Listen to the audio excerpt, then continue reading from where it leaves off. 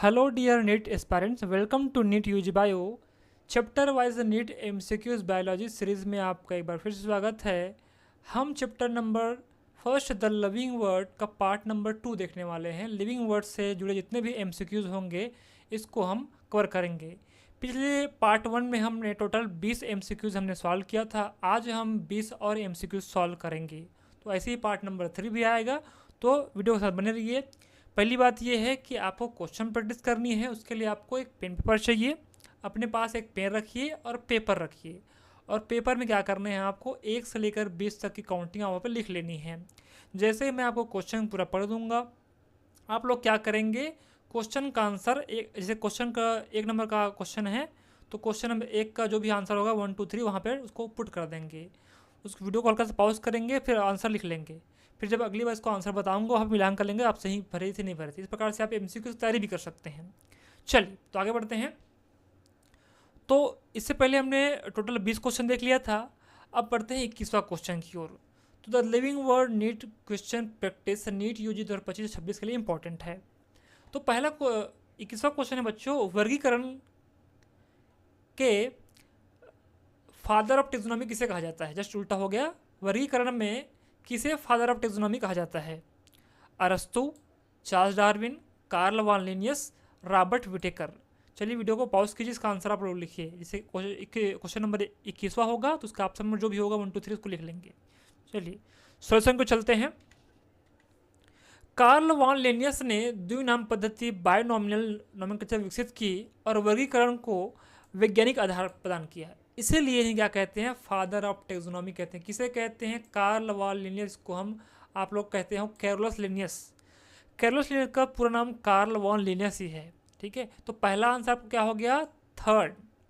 आप मिलान कीजिए, आप सही किए थे नहीं किए थे, तो थर्ड इसका Carl von Linnaeus. Next question है, पृथ्वी पर जीवन का सबसे बड़ा स्तर हाईएस्ट लेवल क्या है।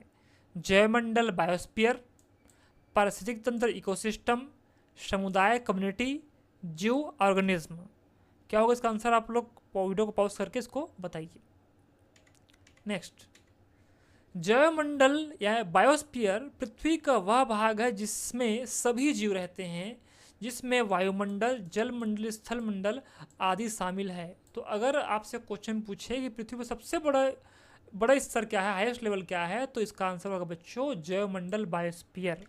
ठीक, चलिए नेक्स्ट क्वेश्चन है, यदि कोई वैज्ञानिक किसी जीव का नया नाम देना चाहता है, सपोज दैट कि आप अपने आप को वैज्ञानिक मान लेते हैं, किसी जीव का आपको नया नाम देना है, तो उसे सबसे पहले क्या करना होगा। आपके ऑप्शन है इंटरनेट पर नाम अपलोड करना, ऑप्शन सेकेंड है किसी विश्वविद्यालय से अनुमति लेना, यहाँ पर अंतर्राष्ट्रीय होगा, अंतर्राष्ट्रीय जैविक नामकरण संहिता, इसको हम ICBN के नाम जानते हैं, के नियमों का पालन करना। इसका मतलब होता है इंटरनेशनल। ठीक है, चलिए, तो नियमों का पालन करना होता है। अपने देश के वैज्ञानिकों को सूचित करना, क्या करना, अपने देश के वैज्ञानिकों को सूचित करना। अब इन 4 ऑप्शन में आप क्या करेंगे ये समझते हैं। जियो का वैज्ञानिक नामकरण ICBN international code of botanical nomenclature, इसका फुल फॉर्म यही होगा कि ICBN का मतलब होता है international code of botanical nomenclature, और एक और होता है बच्चों ICZN, इसको हम कहते हैं international code of zoological nomenclature के नियमों के अनुसार उसको नाम रखना होगा। तो आपके आंसर क्या हो गया, आपका थर्ड है अंतर्राष्ट्रीय जैविक नामकरण संहिता ICBN के नियमों का पालन करना होगा। अगर जीव को बोला है तो जीव में प्लांट और एनिमल दोनों आते हैं। अगर स्पेसिफिक पूछा जाए किसी पादप जीव का नाम देना है तो आप वहाँ पर लिखेंगे ICBN के अनुसार। अगर कोई जंतु का नाम दिया तो कहेंगे ICZN के अनुसार। दोनों अलग अलग होता है, जूलॉजिकल है, एक बॉटनिकल है। बॉटनिकल मतलब कि पत्तियों के बारे में, पेड़ पौधों के बारे में, जूलॉजिकल मतलब कि जंतुओं के बारे में। चलिए 24वां क्वेश्चन है, एक वर्गीकरण समूह जिसमें समान विशेषताओं वाले जीव होते हैं, यानी कि क्लासिफिकेशन के एक ऐसा ग्रुप है जिसमें सिमिलर कैरेक्टर्स वाली ऑर्गेनिज्म वहाँ पर है, समूह है, उसे क्या कहते हैं, टेक्सॉन कहते हैं, इकोसिस्टम, कम्युनिटी, बायोस्फीयर। चलिए समझते हैं कि एक वर्गीकरण इकाई, क्लासिफिकेशन यूनिट जिसमें समान विशेषताओं वाले जीव होते हैं उसे टेक्सॉन कहा जाता है। तो आपका आंसर क्या हो गया, आंसर नंबर फर्स्ट टैक्सॉन सही आंसर होगा। नेक्स्ट क्वेश्चन, निम्नलिखित में से कौन सा समूह बहुकोशिकीय और यूकैरियोटिक जीवों का है? अब याद करो आर.एच. विटकर का 5 जगत सिस्टम, जिसमें अलग अलग बताया था किस प्रकार से किस जगत में किसको रखा गया है, उसके संरक्षण के आता है। तो यहाँ पूछा है बहुकोशिकीय और यूकैरियोटिक जीव का है, तो प्रोटिस्टा और मोनेरा। तो मोनेरा तो कैसा है, एक कोशिकीय जीवों का है, तो ये तो आंसर हो नहीं सकता। प्लांटी और एनीमिलिया, आगे इसको देखेंगे। मोनेरा ये भी नहीं हो सकता है, प्रोटिस्टा ये भी नहीं हो सकता क्योंकि ये प्रोकैरियोटिक होते हैं। तो होगा क्या यहाँ पर, इसका आंसर होगा प्लांटी और एनीमिलिया। चलिए समझते हैं कि प्लांटी और एनीमिलिया दोनों बहुकोशिकीय, इसका मतलब मल्टी सेलुलर ऑर्गेनिज्म है, और दोनों कैसे हैं, यूकैरियोटिक जीवों के समूह होते हैं। तो आपके आंसर नंबर सेकंड सही होगा, प्लांटी एनीमिलिया होते हैं। नेक्स्ट क्वेश्चन क्यों चलते हैं, जब कोई जीव मृत हो जाता है तो उसे कौन सा वैज्ञानिक नाम दिया जाता है? Holotype, नियोटाइप, extinct type, paratype. अभी बहुत इंटरेस्टिंग क्वेश्चन है। अभी तक हम सिर्फ पढ़ रहे थे कि जीवों का नाम कैसे रखते हैं, लेकिन अगर कोई जीव मृत हो जाता है तो उसका साइंटिफिक नाम कैसे रखते हैं, ये नया क्वेश्चन आप लोगों के लिए है। चलिए समझते हैं। जब किसी जीव का मूल नमूना, यानी कि जो मेन सैंपल होगा, इसको हम होलोटाइप कहते हैं, वो होलोटाइप अगर नष्ट हो जाता है या अनुपलब्ध हो जाता है तो वैज्ञानिक उस जीव के लिए नियोटाइप नाम का उपयोग करते हैं। तो होलोटाइप क्या हो गया, उसका मेन सैंपल हो गया। अगर मेन सैंपल होलोटाइप नष्ट हो जाए तो क्या करेंगे, नियोटाइप नाम रखेंगे। तो आपके आंसर क्या हो गया, आंसर नंबर सेकंड, नियोटाइप।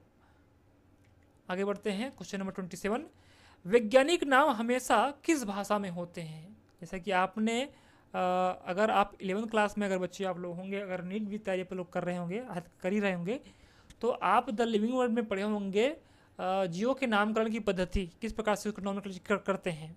तो उसमें अलग अलग नियम था, ठीक है। तो पहला है संस्कृत, लैटिन, फ्रेंच, अंग्रेजी, किस भाषा में होता है, याद कीजिए। तो बच्चों इसका आंसर होगा वैज्ञानिक नाम लैटिन इटैलिक भाषा में होती है, क्योंकि एक प्राचीन और स्थायी भाषा है जिसमें नामकरण स्थिरता बनी रहती है। तो आपका आंसर नंबर क्या हो गया, सेकंड, लैटिन भाषा में वैज्ञानिक नाम रखा जाता है। नेक्स्ट क्वेश्चन है, भारत में जैव विविधता, इसका मतलब बायोडाइवर्सिटी का सबसे समृद्ध क्षेत्र कौन है? भारत में, इंडिया में जो बायोडाइवर्सिटी का सबसे अधिक वेल डेवलप्ड क्षेत्र कहाँ पर है? तो राजस्थान का मरुस्थल, पश्चिमी घाट, सतपुड़ा पर्वत, गंगा का मैदान।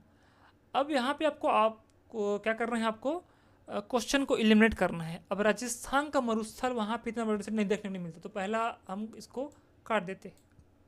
सतपुड़ा पर्वत पर इतना अधिक नहीं है, गंगा के मैदान पर ये भी नहीं है, तो आपका आंसर क्या होगा, सेकंड, पश्चिमी घाट, जिसको हम वेस्टर्न घाट बोलते हैं। तो पश्चिमी घाट भारत में सबसे अधिक जैव विविधता वाला क्षेत्र है। इसे यूनेस्को विश्व धरोहर स्थल के रूप में भी घोषित किया गया है, कि इसको पश्चिमी घाट, वेस्टर्न घाट को आप याद रखेंगे। पश्चिमी घाट, वेस्टर्न घाट भारत की सबसे अधिक जैव विविधता वाला क्षेत्र है, और इसे यूनेस्को ने क्या किया है, विश्व यानी कि वर्ल्ड हेरिटेज लोकेशन उसको घोषित किया गया है, विश्व धरोहर स्थल घोषित किया गया है। नेक्स्ट क्वेश्चन, किस जैविक अवधारणा के अनुसार जीवों को उसके विकासवादी, इसका मतलब इवोल्यूशनरी रिलेशनशिप संबंधों के आधार पर वर्गीकृत किया जाता है? पहला है प्लांट क्लासिफिकेशन, पादप वर्गीकरण, सेकेंड है एनिमल क्लासिफिकेशन, जंतु वर्गीकरण, साइंटिफिक क्लासिफिकेशन, वैज्ञानिक वर्गीकरण, और वह है फाइलोजेनी, जातीय वृत्ति। अब जातीय वृत्ति का मतलब होता है जीवों का इतिहास। तो बच्चों इसका आंसर क्या होगा, फोर्थ। चलो इसके बारे में पढ़ते हैं, क्या है ये, कि फाइलोजेनी अनुसार जीवों को उनके विकासवादी इवोल्यूशनरी संबंधों के आधार पर वर्गीकृत किया जाता है। तो आपके आंसर क्या होंगे, 4, पूरा आपका सही आंसर होगा। नेक्स्ट क्वेश्चन देखते हैं, जीवों के संरक्षण के लिए भारत में कौन सा कार्यक्रम चलाया जा रहा है? हमको पता है कि वन्य जीव काफ़ी नष्ट हो जा रहे हैं, उनको संरक्षण बहुत जरूरी है, कंजर्वेशन बहुत जरूरी है।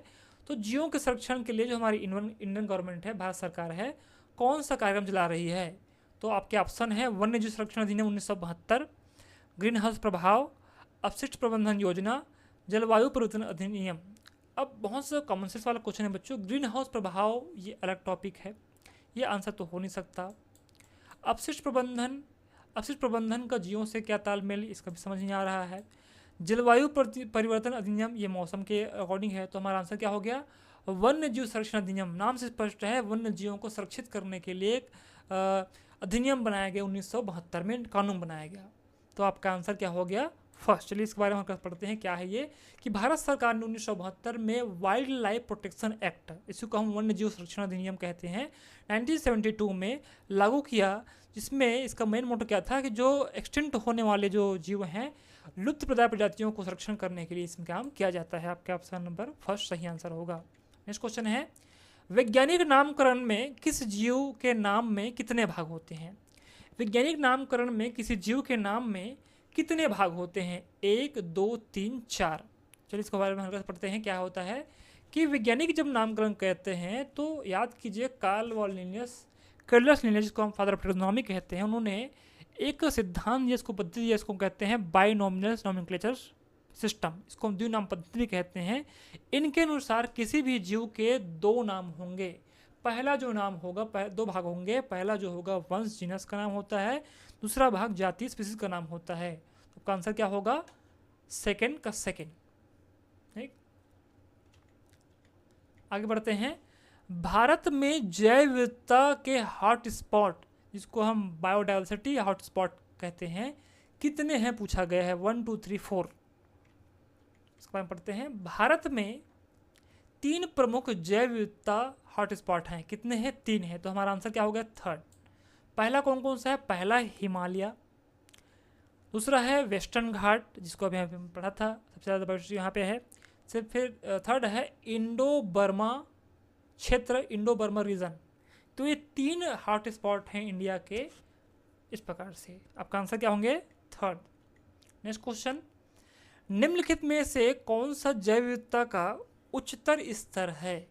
ये बायोडाइवर्सिटी का सबसे हाईएस्ट लेवल क्या है, अनुवांशिक विविधता, जिसको जेनेटिक डाइवर्सिटी कहते हैं, प्रजाति विविधता, स्पीसीज डाइवर्सिटी, सेकंड है पारिस्थितिकी तंत्र विविधता, इकोसिस्टम डाइवर्सिटी, फोर्थ है जैव मंडल विविधता, बायोस्फीयर डाइवर्सिटी। चलिए इसके बारे में हल्का पढ़ते हैं क्या है, कि पारिस्थितिकी तंत्र विविधता सबसे व्यापक स्तर पर होती है, जिसमें विभिन्न पारिस्थितिक तंत्र जैसे जंगल, रेगिस्तान, समुद्र, नदी आदि आते हैं। तो आपके आंसर क्या हो गए, थर्ड आंसर सही होगा इस क्वेश्चन का। नेक्स्ट क्वेश्चन पढ़ते हैं। निम्नलिखित में से कौन सा वर्गीकरण में सही क्रम है। इससे हमने पार्ट नंबर 1 में भी देखा था इसको, कि जो हायरार्की के 7 श्रेणियाँ होती हैं, उन 7 श्रेणियों को आपको अरेंज करना है। तो आपके ऑप्शन पहले पढ़ते हैं, वर्ग, संघ, जाति, वंश, गण। संघ, वर्ग, गण, कुल, वंश, जाति। वंश, वर्ग, कुल, गण, जाति। संघ, गण, वर्ग, कुल, जाति, यानी कि बड़े से लेकर छोटे की ओर, पहले बड़े होगा फिर छोटे की ओर जाएगा। तो सबसे पहले जाति होती है लास्ट में, सही आपको बताना है। चलिए पढ़ते क्या होता है क्रम। तो वर्गीकरण सही क्रम ये है कि पहले तो क्या आएगा, जगत आएगा, हमको समझना चाहिए ना पहले क्या है। सबसे पहले क्या आएगा, जगत, यानी किंगडम पहले आता है। फिर क्या आता है, संघ, जिसको हम फाइलम कहते हैं। फाइलम के बाद आता है वर्ग, क्लास। क्लास के बाद आता है गण, ऑर्डर। ऑर्डर के बाद आता है कुल, फैमिली। कुल के बाद आता है वंश, जीनस। इसके बाद आता है जाति, सबसे लास्ट में। तो आप बच्चों इसके क्रम से आप मैच कीजिए कौन सा है। वर्ग, तो पहला वर्ग बिल्कुल नहीं आएगा। वंश, पहला वंश बिल्कुल नहीं है यहाँ पर। संघ है, संघ के बाद क्या आता है, देखिए संघ यहाँ पर फाइलम पहला है, लेकिन संघ के बाद डायरेक्ट ऑर्डर दे दिया है, तो गलत हो गया। तो क्या आएगा, वर्ग यानी क्लास आएगा। तो क्लास यहाँ पे नहीं है, तो क्लास कहाँ पर है, क्लास यहाँ पर है। इसका मतलब है कि सही आंसर क्या होगा, सही आंसर बच्चों ये होगा सेकेंड।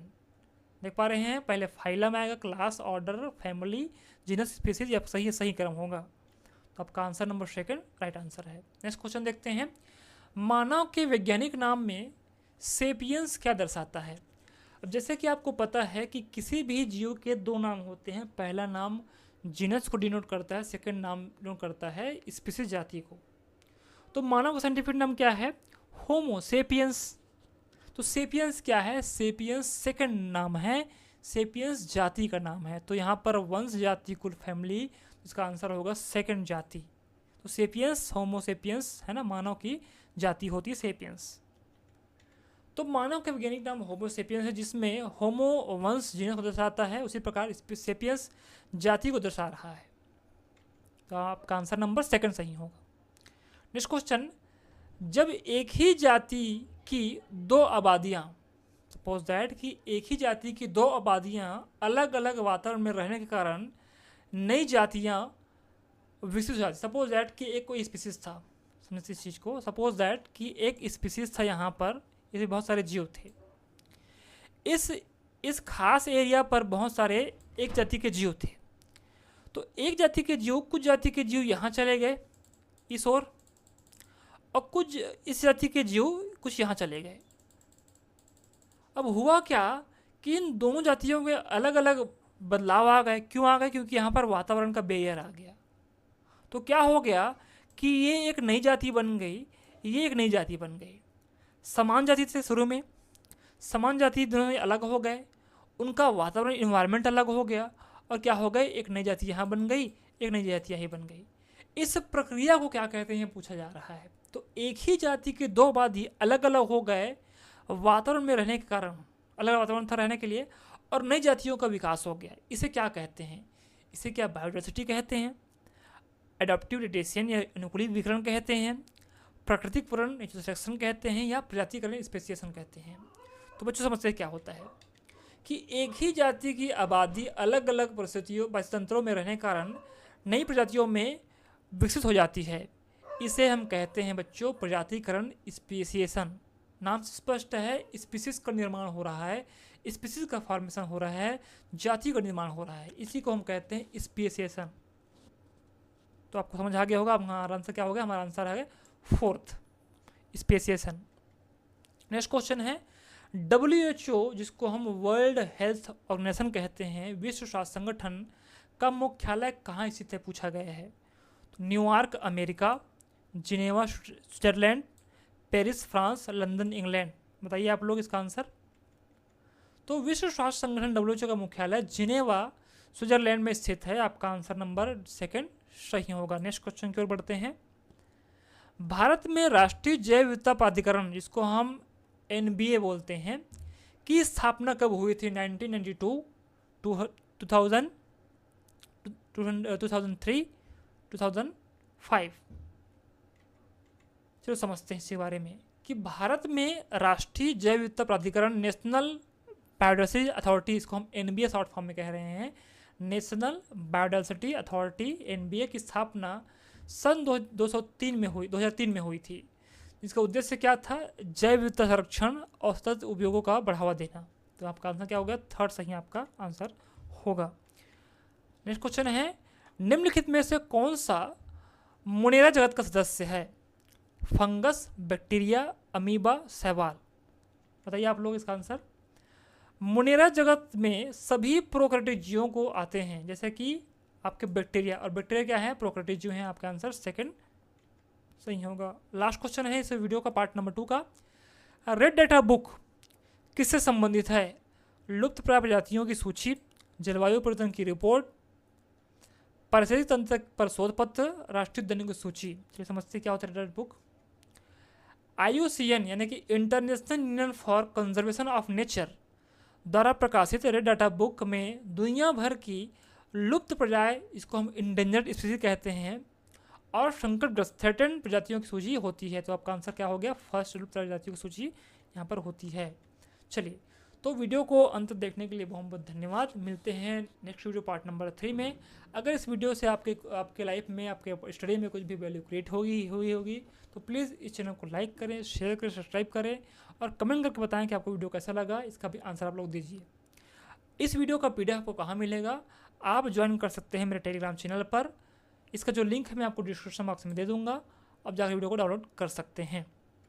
उसके अलावा एक मेरा व्हाट्सएप चैनल है नीट UG बायो करके, इसका जो लिंक है डिस्क्रिप्शन बॉक्स में दे दूँगा, आप जाकर वहाँ फॉलो कर लेंगे अपडेट्स के लिए। मिलते हैं नेक्स्ट वीडियो में, तब तक के लिए ऑल द बेस्ट।